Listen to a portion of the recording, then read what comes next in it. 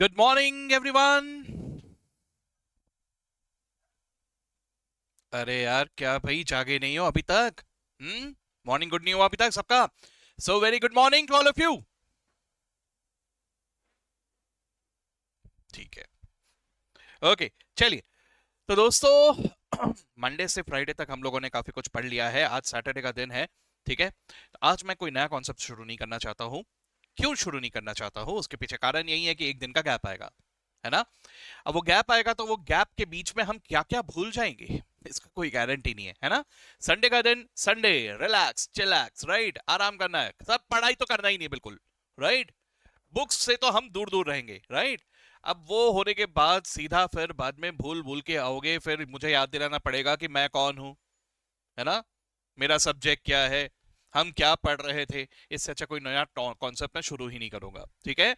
तो हम लोगों ने अभी तक जो पढ़ा उसी के बारे में कुछ एग्जांपल्स डिस्कस करेंगे, कुछ क्वेश्चंस डिस्कस करेंगे, बस। ठीक है, यस। ओके दोस्तों, मैं ये भी बता दूं, ये जो मैंने शुरुआत में आपको बताया था कि हम लोग कुछ कॉन्सेप्ट्स को पहले मैं चाह रहा था कि हम लोग अपने रजिस्टर को, अपने किताब को वैसा ही ब्लैंक रखें जैसा फिलहाल हमारा दिमाग ब्लैंक है ना। कोई सब्जेक्ट पढ़ने जा रहे हैं तो हम लोग ब्लैंक है उस सब्जेक्ट के बारे में, सर है कोई तो भी सब्जेक्ट पता नहीं अभी क्या रहता है क्या नहीं रहता, वो तो अभी जानना है सर, है ना। तो इसी तरह से मैंने चाहा था कि हमारा रजिस्टर भी ब्लैंक रहे, ठीक है। और हाँ, ग्रुप में अभी अभी ऐड हुए हो सब लोग, मैंने देखा कल, ठीक है। तो मैंने जो होमवर्क दिया था अभी वो ग्रुप में सेंड करो। आई होप सबने कंप्लीट कर लिया है। सर क्या होमवर्क दिए थे सर? अरे भाई, पहले दिन एक होमवर्क दिया था मैंने, क्या?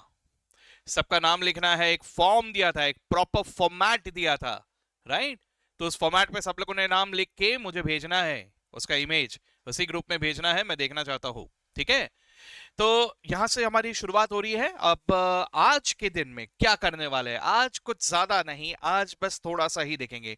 वैसे ही मैं काफी लेट हो गया हूँ आज, तो आज ज्यादा वक्त हमारे पास तो है नहीं पढ़ने के लिए, तो हम लोग सब प्रैक्टिस करेंगे, नथिंग एल्स, ठीक है। हाँ जी। तो मैं कुछ क्वेश्चंस पूछने जा रहा हूं, तो सभी लोग मैं चाहता हूं इसमें पार्टिसिपेट करें और मुझे जवाब दें। ओके, चलिए देखते हैं फिर। तो कल हम लोगों ने कुछ पढ़ा था अबाउट फाइनेंशियल इंफॉर्मेशन।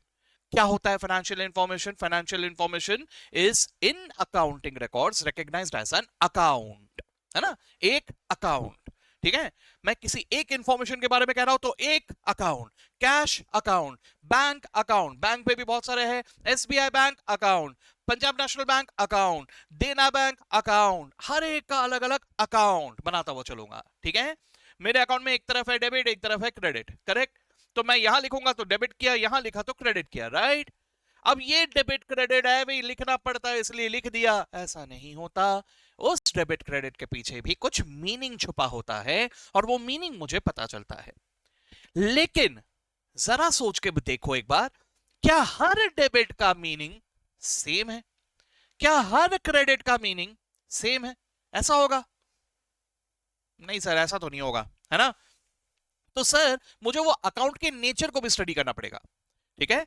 तो अकाउंट का नेचर को लेके कल हम लोगों ने कुछ कुछ बातें डिस्कस किए थे, है ना।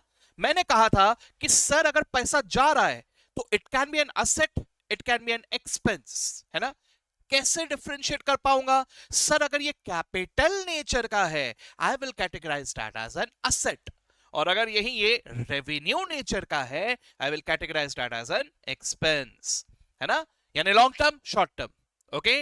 लेकिन इसी में हम लोगों ने और एक चीज देखा कि क्या है सर, मटेरियलिटी, याद है सर, काम का है कि कोई काम का नहीं है, इससे मुझे फर्क पड़ता है कि कोई फर्क नहीं पड़ता, कुछ याद आ रहा है? तो ये सब देखते हुए हम लोग डिसाइड करेंगे कि सर ये असेट है कि ये एक्सपेंस है। यानी जरा अभी देखना मेरे शब्दों को, सर मैं से असेट का दर्जा दूंगा कि मैं इसे खर्चा करके रिकॉग्नाइज करूंगा, ठीक है।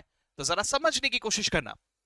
अगर मान के चलो मैं अकाउंटिंग कर रहा हूं इस साल की, इस साल की, है ना, तो इस साल के खर्चों को इसी साल में दिखा के खत्म कर दूंगा, ठीक है।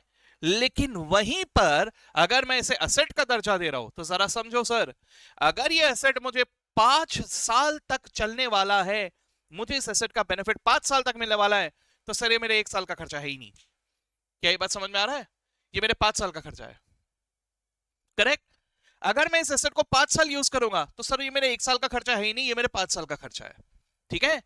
चलो इसी को समझाने के लिए मैं एक ऑफ ट्रैक एग्जांपल दे रहा हूं। इस ऑफ ट्रैक एग्जांपल से आप ये समझ जाओगे कि मुझे किस चीज को एसेट की तरह दिखाना है और किसे एक्सपेंस की तरह दिखाना है।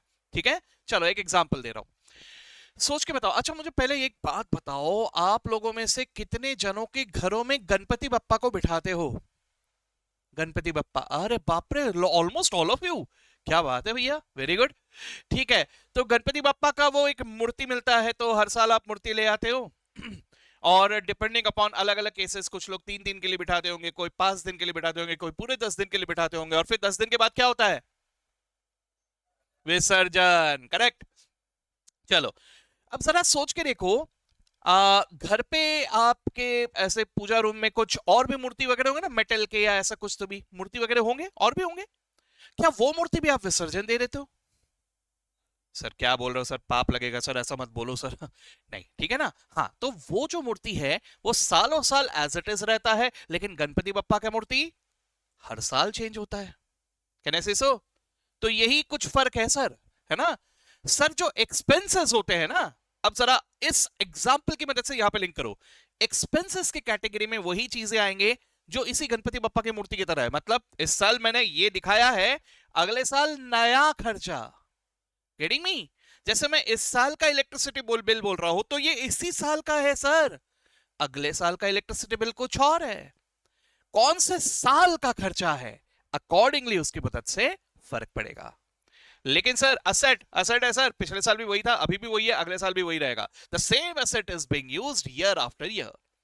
ठीक है, तो उसका अकाउंटिंग का तरीका मेरा बदल जाएगा। और इसी तरह से हमने देखा कि रिसीप्ट्स में अगर ये लॉन्ग टर्म है तो हम उसे कैपिटल या लाइबिलिटी का दर्जा देंगे। सर कैपिटल वर्ड कब यूज करूंगा मैं? जब भी ओनर का इन्वॉल्वमेंट है, राइट। ओनर ने बिजनेस में पैसा लगाया, ओनर ने बिजनेस के लिए पैसा खर्च किया, तो फिर मैं उसे कहूंगा एज कैपिटल। ठीक है, और यहीं पे अगर बिजनेस में पैसा तो लगा, लेकिन ओनर के पास पैसे है नहीं सर, बाहर वालों किसी से पैसे लेने पड़े, लोन शोन लेना पड़ेगा, ऐसा कुछ भी हुआ, तो हम उसे क्या कहेंगे? लाइबिलिटी। ठीक है, और वहीं सर हम भी तो कमाएंगे, बिजनेस कर रहे तो हम भी तो कमाएंगे सर, तो हमारी कमाई जो हुई उसी को मैं क्या कहूंगा? रेवेन्यू या इनकम। दो शब्द कहे मैंने, क्या क्या कहा? रेवेन्यू या इनकम। ठीक है, यस सर। अब यही चीज हमारा चलता जा रहा है। अब एक एक करके मैं यहां पर आपको कुछ कुछ टर्म्स बताता हुआ चल रहा हूं। लेट्स सी किस दिमाग में कितना चला गया सबके। ठीक है, याद है ना बाटली वाला जी? ठीक है, तो मिस्टर बाटली वाला एंड उनका बिजनेस जीसीजी सैनिटाइजर्स। ओके, चलो तभी देखते हैं क्या हो रहा है, वन बाय वन। आप लोगों को आइडेंटिफाई करना है द अकाउंटिंग टर्मिनोलॉजी। सर कौन सा अकाउंटिंग टर्मिनोलॉजी है, ये आपको बताना है मुझे। ठीक है, रेडी, लेट्स गो। सबसे पहले बाटली वाला जी ने जीसीजी सैनिटाइजर्स में 25 लाख रुपए इन्वेस्ट किए। ठीक है, इन्होंने 25 लाख रुपए बिजनेस में इन्वेस्ट किए। ओके, इसे क्या नाम से पुकारना पसंद करोगे आप लोग? अच्छा, मैं थोड़ी देर रुक रहा हूं, सब लोग सोच लो आराम से। ठीक है, कुछ लोगों ने झट से आंसर दिया, कुछ अपने मन में जो आया, सही है गलत है मुझे नहीं पता। बाकी जन सोचो सोचो आराम से, आराम से, क्या हो सकता है ये?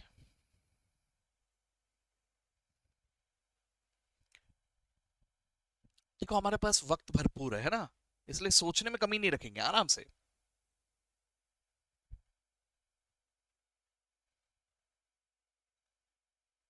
ठीक है, चेहरे देख के जैसा मैं समझ पा रहा हूं फिलहाल, सर जितना सोचना था सोच लिया सर, हो गया, बता दिया आंसर, और क्या सोचूं अभी? ठीक है, हाँ जी ठीक है। ये मतलब सोचने की चीजें अलग रहते हैं सर।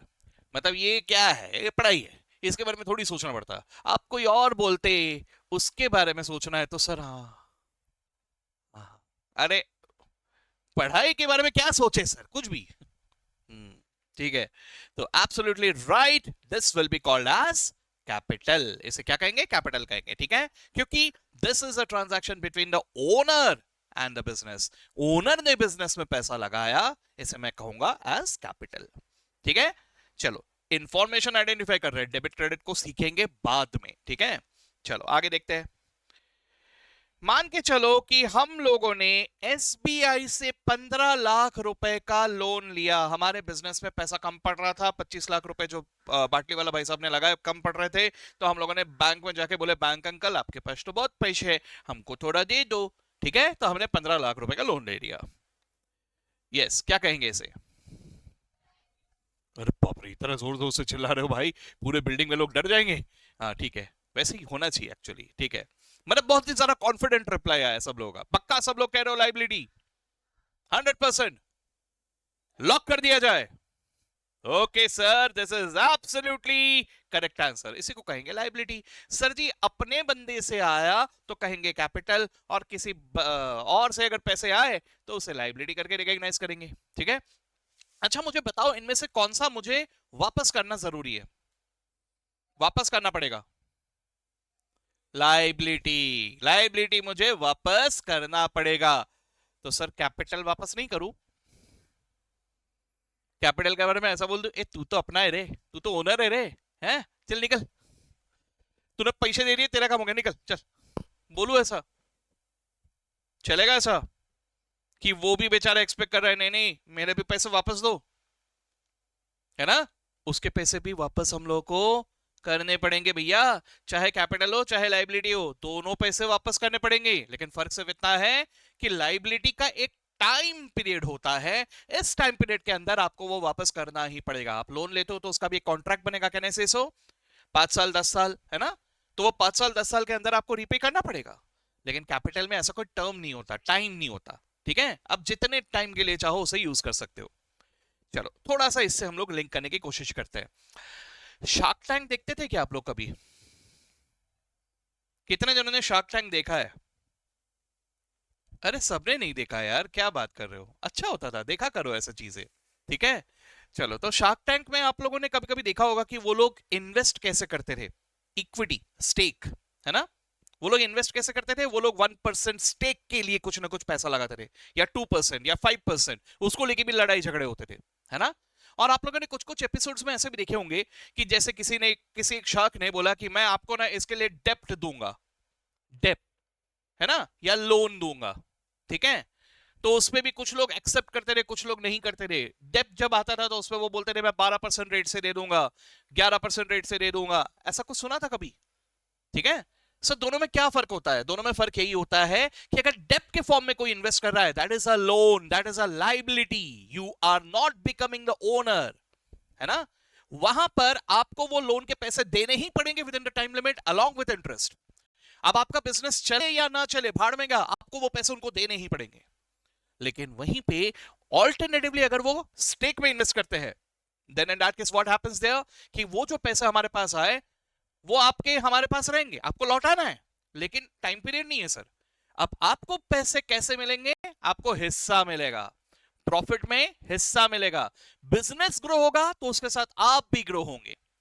ठीक है, तो ये होता है फर्क कैपिटल और लाइबिलिटी में। ठीक है, चलो नेक्स्ट देखते हैं। हम लोगों ने बिजनेस के लिए ये मशीन खरीदा 10 लाख रुपए में, और सर इसका लाइफ है 10 साल, 10 साल तक यूज कर सकते हैं इस मशीन को। इसे क्या कह के पुकारोगे? एक्सपेंस? एसेट? पक्का? एक्सपेंस नहीं? मेरा खर्चा नहीं है ये? नहीं? अरे क्यों खर्चा क्यों नहीं है? सर 10 साल के लिए मशीन लिया है सर, लॉन्ग टर्म है सर। कहाँ 1 साल का? ये 2-3 महीने का थोड़ी है मशीन, 2-3 महीने में यूज करेंगे। चाइना से थोड़ी ना लिए कि 2-3 महीने में खराब हो जाएगा फिर फेंकना पड़ेगा। ठीक है, this is made in India sir, अच्छा मशीन है, 10 साल चलेगा, है कि नहीं? हाँ जी, तो this is to be termed as asset. Very very good, absolutely correct, this is to be termed as asset. ठीक है, चलो बहुत बढ़िया, आ गया सबको। अगला, सर इलेक्ट्रिसिटी का बिल भरा, स्टाफ को सैलरी दिया, क्या कहोगे इसे आप? एसेट? अरे एसेट नहीं है इस बार? चलो बहुत बढ़िया बहुत बढ़िया, this is to be termed as an expense. ठीक है, ये तो शॉर्ट टर्म नेचर के हो गए सर, इसे एक खर्चा करके ही दिखाया जाएगा। ठीक है, वेरी गुड। इसके बाद जैसे मान के चलो, यहां मैंने लिखा नहीं है, मैं बता देता हूं आपको। हम लोगों ने रॉ मटेरियल खरीदा, रॉ मटेरियल, ठीक है। ये जो रॉ मटेरियल है, इसकी मदद से मैं सैनिटाइजर बनाने वाला हूं, ठीक है। अब जरा सोच के देखना, ऐसे रॉ मटेरियल में एक ही बार खरीदूंगा कि बार बार खरीदता रहूंगा? बार बार खरीदूंगा। तो एक मेरा सप्लायर है, उनसे मेरी बात हो गई है, उनको बस मैं बोलता रहता हूँ, ऑर्डर देते रहता हूँ और वो सप्लाई करते रहते हैं, ठीक है। और मैं सैनिटाइजर बनाते रहता हूँ। बाकी ठीक है, डिपेंड करेगा डिमांड के ऊपर। मेरे सैनिटाइजर का बिजनेस अगर अच्छा चल रहा है तो मैं बहुत बार खरीदूंगा रॉ मटेरियल, ठीक ठाक चल रहा है तो कभी कभार खरीदूंगा, एंड सो ऑन। करेक्ट। चलो, तो मैंने ये रॉ मटेरियल खरीदा, तो इसे मैंने असेट करके मानना चाहिए कि एक्सपेंस करके मानना चाहिए? एक्सपेंस कि एसेट? एक्सपेंस। चलो जरा देखते हैं कितने जन कह रहे हो एक्सपेंस। ओके, और कितने जन कह रहे हो एसेट?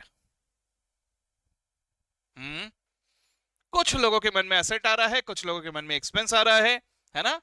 सो दोस्तों, this is a point of discussion, ठीक है। ये इंपॉर्टेंट है, ये मैटर करता है, ठीक है। इसे मैं नाम देता हूं कि sir, this is basically purchase of goods. मैं इसे क्या कहूंगा? गुड्स परचेज किया, ठीक है। अब इसमें ना आप किताबों में अलग अलग वर्जन देखोगे। कुछ किताबों में आपको दिखाई देगा कि let's recognise that as goods account. कुछ किताबों में आपको नजर आएगा कि let's recognise this as purchase account. ऐसे अलग अलग नाम आपको दिखाई देंगे, ठीक है। तो सर, ये सही है कि ये सही है? अब वहां पे कोई बोलेगा कि ये सही है, कोई बोलेगा कि वो सही है, और आपके मन में आएगा कंफ्यूजन, दिमाग खराब, एक ये बोलता है, दूसरा वो बोलता है, मैं क्या करूं, ठीक है।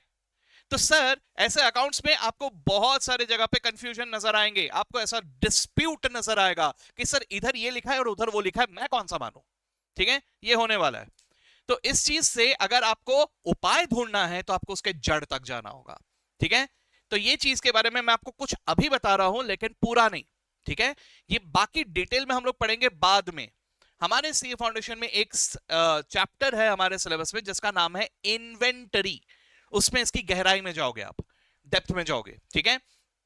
Let me tell you one more thing. CA foundation में ये चैप्टर है तो सही, लेकिन इस चैप्टर में जो जो रिक्वायरमेंट्स है वो सब लोग नहीं पढ़ते, नॉर्मली स्पीकिंग, ठीक है। तो जो भी हो सर, हम पढ़ के जाएंगे, कोई पढ़े या ना पढ़े, भाड़ में गए पूरी दुनियादारी, मैं पढ़ के जाऊंगा सर, ठीक है। क्योंकि एक बात याद रखना, सीए फाउंडेशन की तैयारी सिर्फ एक एग्जाम पास करने की तैयारी नहीं होती है।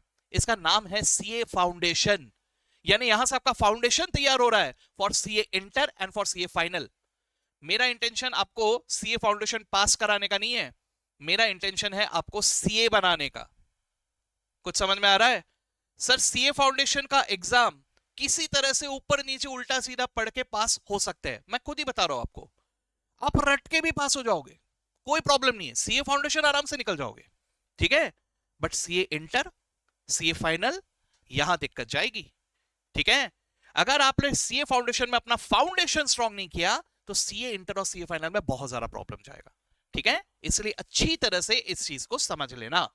अभी नहीं पूरा डिटेल, अभी हल्का फुल्का बता रहा हूं। सर, इन्वेंटरी टॉपिक में आप देखोगे कि जब भी मैं कोई रॉ मटेरियल खरीदता हूं, या मान के चलो सर मेरी दुकान है तो मैंने कोई सामान खरीदा, क्यों खरीदा? बेचने के लिए खरीदा। तो इन चीजों को हम कहते हैं इन्वेंटरी, इसे हम कहते हैं इन्वेंटरी, ठीक है। अब ये जो इन्वेंटरी है सर, इसकी अकाउंटिंग में कैसे करूं? इसके दो अलग अलग सिस्टम है। एक को कहा जाता है पीरियोडिक इन्वेंटरी सिस्टम, और एक को कहा जाता है परपेचुअल इन्वेंटरी सिस्टम। इसकी गहराई में हम वहां पे ही जाएंगे, अभी नहीं। मैंने दो नाम बताए, कौन से दो नाम बताए? एक का नाम बताया पीरियोडिक इन्वेंटरी सिस्टम, दूसरे का क्या नाम बताया? परपेचुअल इन्वेंटरी सिस्टम, ठीक है। तो ये दो अलग अलग तरह की सोच है। अगर मान के चलो मैं पीरियोडिक इन्वेंटरी सिस्टम फॉलो कर रहा हूं तो मैं इस तरह के ट्रांजैक्शन को रिकॉग्नाइज करूंगा एज मेरा रेगुलर खर्चा, पीरियोडिक खर्चा, क्योंकि मैं गुड्स तो खरीदती जाता हूं ना सर। तो इस पीरियड में मैंने कितना खरीदा, दैट इज माय उस पीरियड का खर्चा। तो ये मानते हुए मैं इसे रिकॉग्नाइज करूंगा एज परचेज अकाउंट, एक्सपेंस करके ही रिकॉग्नाइज करूंगा, ठीक है। लेकिन वहीं पे दूसरा अप्रोच क्या ना बताया मैंने? What was the second name? Perpetual inventory system, ठीक है। परपेचुअल इन्वेंटरी सिस्टम, अगर ये अप्रोच फॉलो कर रहा हूं तो ये लोग कह रहे हैं सर मैं सामान तो खरीदता रहूंगा, गुड्स तो मैं खरीदता रहूंगा, लेकिन जरूरी थोड़ी है कि मैं पूरा का पूरा कंज्यूम करूंगा। सोच के देखो, मान के चलो हम लोगों ने एक बिजनेस शुरू किया। क्या बिजनेस शुरू किया? बिरयानी बिजनेस। ठीक है, हम लोगों ने सबने बिरयानी बनाने का बिजनेस शुरू किया। ठीक है, who is a very good cooker या cookie in our class? Cooker या कुकी, मतलब बंदा अगर कुक कर सकता है तो कुकर, बंदी अगर कुक कर सकती है तो कुकी। तो कुकर ऑब्लिक कुकी कोई तो होगा यार, एक भी नहीं है। हे भगवान, हाँ एक है। एक दो दो तीन हाथ उठे, चलो यार कुछ लोग तो है। ठीक है, और अजीब है यार, मतलब आजकल ना ये मुझे ज्यादातर यही दिखता जा रहा है। मतलब मैं अगर किसी को भी क्लास में पूछ लूं ना कि कुकर या कुकी कौन है, तो मुझे लड़कों में ज्यादा लोग हाथ उठाते हुए दिखाई देते हैं, लड़कियों से ज्यादा। ठीक है, तो रहता है भाई। मतलब मेरा तो पर्सनली मानना है कि जिनको खाने का शौक है वो लोग खाना बनाना भी सीख ही लेते कहीं ना कहीं। ठीक है, मेरे जैसे। तो एनीवेज, चलो, तो जैसे मान लो कि आप इतने सारे हमारे पास अच्छे शेफ्स हैं, तो हम लोगों ने बिरयानी बिजनेस शुरू कर दिया। ठीक है, अब बिरयानी बिजनेस शुरू किया तो हमें ऑर्डर मिल रहा है बिरयानी का, और हम उन्हें सप्लाई कर रहे हैं, राइट? अब जरा सोच के देखो, बिरयानी बनाने के लिए बहुत सारे रॉ मटेरियल लगेंगे, है ना? जैसे नंबर वन क्या लगेगा? राइस, बासमती राइस, है ना? और क्या लगेगा? सर मसाले लगेंगे, और ऑयल, ऑयल या घी जो भी है जिसपे भी बना रहे अपन वो, है ना? और हाँ, ऑफ कोर्स मेन चीज तो बोले ही नहीं सर आपने है कि नहीं? हाँ, चिकन, मटन, या जो भी है ना? अब सारे वेजिटेरियंस, क्या सर, ऐसा नहीं बोलते sir, it should be paneer biryani, है ना? या और क्या होता होगा पता नहीं मुझे, आलू बिरयानी, हाँ, छोले बिरयानी, या हालांकि सारे नॉन वेजिटेरियंस एक ही बात बोलेंगे, अरे वो बिरयानी नहीं होता, पुलाव होता है पुलाव, कोई बिरयानी नहीं बोलते उसको, समझे ना? हाँ, तो एनीवेज वो झगड़ा हमेशा चलता रहेगा, उसको छोड़ दो। ठीक है, तो एनीवेज हम लोग ये सब सामान खरीद रहे हैं, है ना? अब जरा सोच के देखो, इनमें से हर चीज ऐसा तो नहीं है जैसे आलू वगैरह खरीदे अगर हम लोगों ने तो, या चिकन मटन ये सब अगर खरीदे तो ये तो एक दो दिन में खराब हो जाएंगे, इसको यूज करना पड़ेगा। तो अकॉर्डिंगली हम लोग हर एक दिन का जैसा ऑर्डर है वैसा यूज का खरीदेंगे। लेकिन कहने से कि राइस बल्क में खरीद सकते हैं, है ना? बल्क में खरीदने से थोड़ा सस्ते में भी मिलेगा, होलसेल में मिल जाएगा अपने को, राइट? तो अपन ने क्या किया, मस्त 500 किलो राइस खरीद लिया। खरीद सकते हैं अपन, ठीक है? तो हमारे पास गोडाउन में स्टॉक में पड़ा है 500 किलो राइस। अब 500 किलो राइस अगर हमने खरीद के रखा है, पूरे के पूरे अभी यूज होने वाले हैं क्या, बताओ तो जरा? नहीं ना, डिपेंड करता है सर ऑर्डर साइज पे। अब मुझे 100 लोगों का ऑर्डर आया, तो 100 लोगों के ऑर्डर के लिए 500 केजी राइस लगेगा। सर 100 बकासुरों का ऑर्डर नहीं है ठीक है ना? तो मुझे उसके लिए थोड़ा सा राइस लगेगा, करेक्ट? अब मुझे इन 100 बिरयानी का ऑर्डर का अगर अकाउंटिंग करना है, तो मैं उतने ही राइस का कॉस्ट पकड़ूंगा जितना इन लोगों के लिए यूज हुआ है। कुछ समझ में आ रहा है मैं क्या कहना चाह रहा हूं? So the perpetual inventory system ये कहता है कि सर खरीद जब लिया ना, let's recognise that as inventory, जिसे आज भी कुछ किताब में गुड्स कह के कहा जाता है।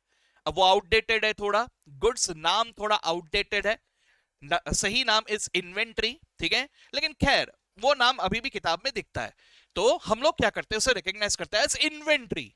फिर उस इन्वेंटरी में से जितना यूज हुआ उसी को मैं मेरा खर्चा मानूंगा। ठीक है, तो ये हुआ दूसरा सिस्टम, जैसे कहते हैं परपेचुअल इन्वेंटरी सिस्टम। ठीक है, तो सही जवाब क्या है सर? इसे खर्चा भी माना जा सकता है और इसे असेट भी माना जा सकता है, दोनों माने जा सकते हैं और दोनों सही है। ठीक है, हालांकि आगे चल के आप ज्यादातर इसे एक्सपेंस करके ही दिखाओगे, लेकिन जवाब दोनों सही है। तो आप में से जिन लोगों ने एक्सपेंस कहा आप भी सही हो, और जिन लोगों ने असेट कहा आप भी सही हो, दोनों सही है। ठीक है, बट इन फ्यूचर हम लोग जब अकाउंटिंग करेंगे इसे एक्सपेंस मानते हुए ही अकाउंटिंग करेंगे। ठीक है, जमा ये बात। देखो, welcome to the profession, dispute से सामना आपका होता रहेगा, ठीक है? और ये डिस्प्यूट से डरने का नहीं, इस डिस्प्यूट से ही फ्यूचर में हमारा पापी पेट भरने वाला है। जैसे समझ लो बात को, अगर मान के चलो कानून को लेके कंफ्यूजन है, तभी तो वकील साहब, लायर बोल रहा हूं, सॉरी, लॉयर साहब का दुकानदारी चलने वाला है ना? अगर सब बंदों को लॉ समझ में आ जाए तो लॉयर की दुकान कैसे चलेगी? है ना। इसी तरह से अगर सबको अकाउंटिंग देख के बड़े आसानी से समझ में आ जाए तो हमारी दुकान कैसे चलेगी, है कि नहीं। पापी पेट का सवाल है भाई। अगर लोगों को कंफ्यूजन आएगा तभी तो हमारे पास आएंगे। तो होने दो कंफ्यूजन, ऐसे होने दो, दो तीन राय होने दो। बाकी लोगों को नहीं समझेगा, हमको समझेगा। समझे। फिर जितना ज्यादा कंफ्यूजन उतनी ज्यादा फीस। समझे। खैर चलो, एनीवेज ये हुआ, आगे देखते हैं अभी। सर इसके अलावा ये मिस्टर बीन आ गया, आई मीन कस्टमर आए सर हमारे पास, ठीक है। He is the customer basically, दुकान में आके बैठे। अरे यार कब दोगे यार, जल्दी दो यार सैनिटाइजर, है कि नहीं। तो ये दुकान में आए हैं, तो इसको कैसे रिकॉग्नाइज करके बैठूंगा। अगर ये मेरे दुकान में आए हैं टू परचेज सैनिटाइजर्स, इनको हम सैनिटाइजर्स बेचने वाले, ये मेरे कस्टमर है, इसे क्या कह के रिकॉग्नाइज करूंगा मैं। क्या कहूंगा, मेरे दुकान में आए हैं, मैं उनको बेच रहा हूं। चलो बेच दिया, मान लो सेल कर दिया मैंने, क्या कहेंगे। Yes he is a buyer, no doubt about it. लेकिन मेरे लिए ये ट्रांजैक्शन क्या है, वो मेरे दुकान में आए, मेरे पास से सैनिटाइजर्स खरीदे, मैंने उनको बिल दे दिया, चले गए वो, ठीक है। इनकम, वेरी गुड, इनकम या रेवेन्यू, ठीक है। कस्टमर मेरी दुकान में आया, उसने कुछ सामान खरीदा, पैसे दिए, चला गया, या वचन देके गया कि मैं पैसे दूंगा, जरूर दूंगा, 100% दूंगा, ठीक है। अगर ऐसा कुछ भी हो रहा है तो मैं इसे रिकॉग्नाइज करूंगा as a revenue, as an income, ठीक है। चलो और एक बता रहा हूं, जरा सोच के देखो। देखो हमारे गोडाउन में हम लोगों ने ना भरपूर रॉ मटेरियल खरीद के रखा है, ये खरीदा था ना अपन ने रॉ मटेरियल, तो अपन ने बहुत सारा खरीद के रखा है गोडाउन में, ये रखे हुए हमारे पास, ठीक है। बट अनफॉर्चुनेटली देखो ये केमिकल है, करेक्ट, दिस इज केमिकल, ठीक है। कुछ साइंस के भक्त लोग बोल रहे होंगे sir it is not chemical, it is chemical sir, है ना। हाँ लेकिन मेरे जैसे कॉमर्स के भक्त लोग बोलेंगे हाँ केमिकल केमिकल एक कोई गल है, की गल है यार, क्या बात है, एक ही है, वो सी एच है तो केमिकल ही है कि नहीं। तो एनीवेज चलो, तो ये मेरे पास इतना सारा रखा हुआ है। अब जरा सोचो यार, ये बड़े संभाल के रखना पड़ता है ना। अब गलती से इसमें लग गया आग, हमारे गोडाउन में आग लग गया, ये सारे के सारे रॉ मटेरियल जल गए। हो गॉड, ठीक है। अब क्या, इसे क्या कहूं, क्या कहूं, लॉस, पक्का। Yes sir, this is a loss, ठीक है। अच्छा मुझे सोच के बताओ, ये लॉस ट्रांजैक्शन है कि इवेंट है, सोच के बताना। दो ही में से एक हो सकता है, या तो ट्रांजैक्शन होगा या तो इवेंट होगा, और कुछ तो हो नहीं सकता, है ना। तो लॉस हुआ है ना। चलो बताओ मुझे, कितने जन कह रहे हो ट्रांजैक्शन है, कोई भी नहीं। अच्छा कितने कितने जन कह रहे हो इवेंट है। Very good, this is an event, क्योंकि इवेंट किया नहीं जाता, हो जाता है सर, ये भी लॉस है सर। लॉस किया नहीं है मैंने, खुद ने जाके आग नहीं लगाया, ऐसे माचिस मस्त देखते तो कैसे जलता है यार, दिवाली है हैं। रॉ मटेरियल में जाके ऐसे जला के देखेंगे फटाके कैसे फटता, देखते मस्त आग जलेगा, देखते अपन। अपन बचपन में ऐसे ही करते थे दिवाली के वक्त पे, है ना। फटाके के साथ अपन फटाके फोड़ने की जगह, हमारे मतलब स्पेशली बॉयज, गर्ल्स का बोल नहीं सकते, मतलब गर्ल्स में भी कुछ लोग एक्सेप्शंस होते हैं, ठीक है, बॉयज में भी होते हैं। खैर लेकिन नॉर्मली स्पीकिंग बॉयज को अगर ऐसे कोई भी फटाके लाके रख दिए तो वो फटाके को एज इट इज तो फोड़ने की इच्छा किसी की होती नहीं है, सही है कि नहीं। अपने को उसमें भी एक्सपेरिमेंट करने का है, ये इसको ना ऐसा करते, ये निकाल, ये सुतली को फेंक दे, ये बारूद को निकाल, ये या कर, ये इसको इस तरह कवर करके देख, ये इसके अंदर फोड़ के देख, ऐसा दुनिया भर के उल्टे सीधे हरकतें करते रहते हैं अपन, बरोबर। तो जो भी हो बेसिकली, ये जो चीजें हैं, ये सब चीजें हम लोग बचपन में भले ही करते थे, लेकिन बिजनेस में थोड़ी ना करेंगे सर। ये देखते हैं रॉ मटेरियल में आग लगा के देखते ना, ऐसा थोड़ी करोगे, ठीक है। तो भाई साहब ये हो गया, आप कभी भी ऐसा नहीं कर सकते, अरे ये रोज का है कल भी लगेगा देखना ऐसा नहीं है, ये हो गया sir, kidding me. So this is just an event, this is not a transaction, ठीक है। चलो बहुत बढ़िया, तो सब लोगों को इतना तो दिमाग में घुस गया, इतना तो मैं कॉन्फिडेंटली देख पा रहा हूं कि सब लोग ये शुरुआती बेसिक्स तो समझ पा रहे हो, चीजों को समझ पा रहे हो, ठीक है। नाउ दोस्तों, आप लोगों को किस तरह से भी आगे बढ़ना है, ये चीज के बारे में आपको थोड़ा सा गाइड कर देता हूं। मैं ज्यादा पढ़ाऊंगा नहीं आज, ठीक है, मैंने पहले ही कहा था कि आज ज्यादा नहीं पढ़ेंगे, ठीक है, इससे ज्यादा मैं कुछ पढ़ाऊंगा नहीं आज, लेकिन हाँ कुछ काम का जरूर बताऊंगा आप लोगों को। तो सब लोग मेरी बात को गौर से सुनना, ध्यान से सुनना। आप लोग सब अभी 11th की पढ़ाई कर रहे हो, ठीक है। 11th की पढ़ाई के साथ साथ आप लोग सीए फाउंडेशन की पढ़ाई भी शुरू कर चुके हो, ठीक है।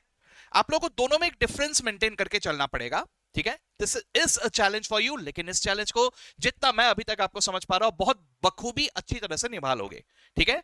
आप ये दोनों पढ़ने की वजह से, दोनों की पढ़ाई होने की वजह से कुछ अच्छी बातें होंगे और कुछ थोड़े टेंशन वाले बातें भी होंगे, ठीक है। अच्छी बातें ये होंगे कि बाकी लोगों की जिस कदर जैसे भी पढ़ाई हो, आपकी पढ़ाई उससे काफी ज्यादा अच्छी हो जाएगी, ठीक है। क्योंकि आप लोगों में एक फर्क होगा कि कोई समझे ना समझे, आप समझ के आगे बढ़ रहे हो।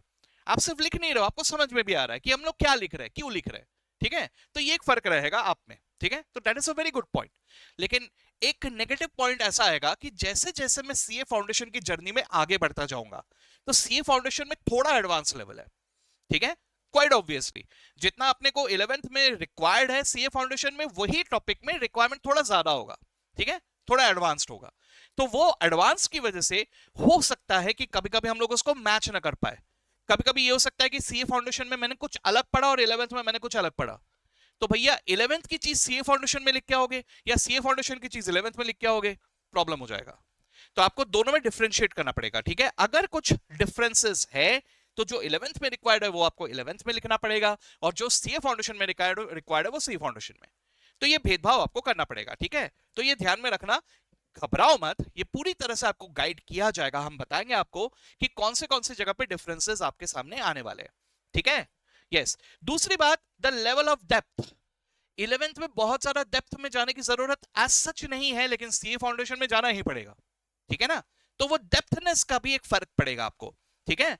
तो ये बराबर आपको प्रॉपर मेंटेन करते हुए चलना पड़ेगा। और अभी तक आप लोग बहुत बढ़िया जा रहे हो, आगे भी इसी तरह से कंटिन्यू करते रहना, ठीक है। ओके, तो यहां पर आज का लेक्चर मैं अभी जल्दी रोक दूंगा।